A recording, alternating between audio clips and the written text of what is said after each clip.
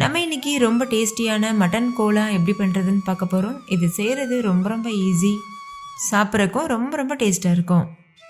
சின்ன சின்ன tips and ட்ரிக்ஸ்லாம் follow பண்ணிவிட்டு செஞ்சோன்னா மட்டன் கோலா எண்ணெயில் போடும்போது உதிர்ந்து போகாமல் பெர்ஃபெக்டாக பண்ண முடியும். இது நல்ல ஒரு ஸ்டார்டராக இருக்கும், நல்ல ஒரு சைட் டிஷ்ஷாகவும் இருக்கும். வாங்க இப்போ வீடியோக்குள்ளே போகலாம். ஹாய் ஃப்ரெண்ட்ஸ், என் பேர் Abhi. Welcome to Indian recipes Tamil. வீடியோக்குள்ள போகிறதுக்கு முன்னாடி நம்ம சேனல் இந்தியன் ரெசிபீஸ் தமிழை சப்ஸ்கிரைப் பண்ணிக்கோங்க, கூட இருக்க பெல் சிம்பலையும் கிளிக் பண்ணிக்கோங்க.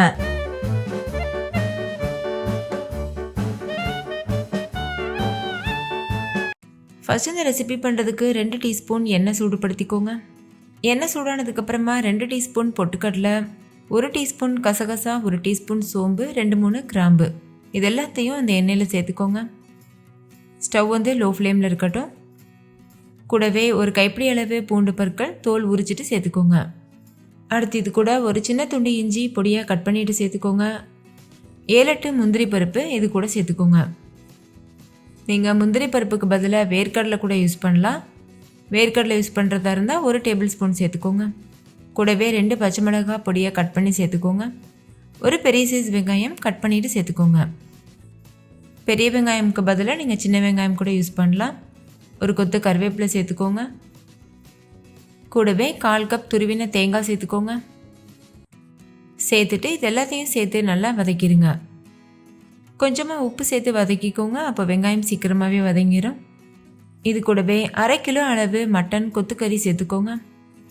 மட்டன் கோலாக்குன்னு கேட்டிங்கன்னா கடைக்காரங்களே நல்லா இந்த மாதிரி சின்ன சின்னதாக கொத்தி தருவாங்க. நல்லா வாஷ் பண்ணிவிட்டு ஈரத்தெல்லாம் பிழிஞ்சிட்டு இந்த மாதிரி சேர்த்துக்கோங்க.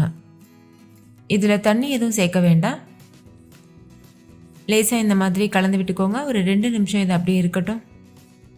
இப்போது ஒரு 2 நிமிஷம் கிட்ட ஆயிருக்கு. இது நல்லா மிக்ஸ் பண்ணி விட்டுருங்க. மட்டனே நல்லா தண்ணி விட்டு வரும். அந்த தண்ணியிலேயே இந்த மட்டன் வேகணும். எக்ஸ்ட்ரா நம்ம தண்ணி சேர்க்க வேண்டாம். மூடி போட்டு மூடிட்டு மட்டன் முழுமையாக வேகிற வரைக்கும் வேக வச்சுக்கோங்க. இடையிடையில் ஓப்பன் பண்ணிவிட்டு கலந்து விட்டுக்கோங்க. பாருங்கள், மட்டன் ஓரளவுக்கு நல்லா வெந்திருக்கு. நம்ம கொஞ்சம் கூட தண்ணி சேர்க்கல. எந்தளவுக்கு தண்ணி இருக்குது பாருங்கள். இந்த மட்டன்லேருந்து வந்த தண்ணி தான் இது. இந்த தண்ணியெலாம் முழுமையாக ட்ரை ஆகணும். அதே மாதிரி மட்டன் முழுமையாக வேகணும். அது வரைக்கும் நம்ம கலந்துகிட்டே இருக்கணும். இப்போ மட்டனும் முழுமையாக வெந்துருச்சு, தண்ணியும் ட்ரை ஆயிடுச்சு. இந்த ஸ்டேஜில் ஸ்டவ் ஆஃப் பண்ணிவிட்டு இதை முழுமையாக ஆற வச்சுருங்க. நல்லா ஆறினக்கப்புறமா நம்ம மிக்ஸி ஜாருக்கு மாற்றிக்கலாம். இப்போ பாருங்கள், மட்டன் நல்லா ஆறிடுச்சு, கொஞ்சம் கூட சூடு இல்லை. இந்த ஸ்டேஜில் மிக்ஸி ஜாருக்கு மாற்றிக்கோங்க. மாற்றிட்டு கொஞ்சம் கூட தண்ணி சேர்க்காமல் ஃபைன் பேஸ்ட்டாக அரைச்சி எடுத்துக்கோங்க. பாருங்கள், இந்தளவுக்கு நைஸாக இருக்கணும். இப்போ இதை ஒரு மிக்சிங் பவுலுக்கு மாற்றிக்கோங்க. நான் 2 பேட்சாக அரைச்சி எடுத்திருக்கேன். எல்லாத்தையும் அரைச்சிட்டு இந்த மாதிரி மிக்சிங் பவுலுக்கு மாற்றிட்டு 1 முட்டை சேர்த்துக்கோங்க. கூடவே ஒரு கைப்பிடி கொத்தமல்லி இலையை பொடியாக கட் பண்ணி சேர்த்துட்டு நல்லா இந்த மாதிரி பிசைஞ்சிக்கோங்க. சப்பாத்தி மாவு போல் பிசைஞ்சிக்கணும்.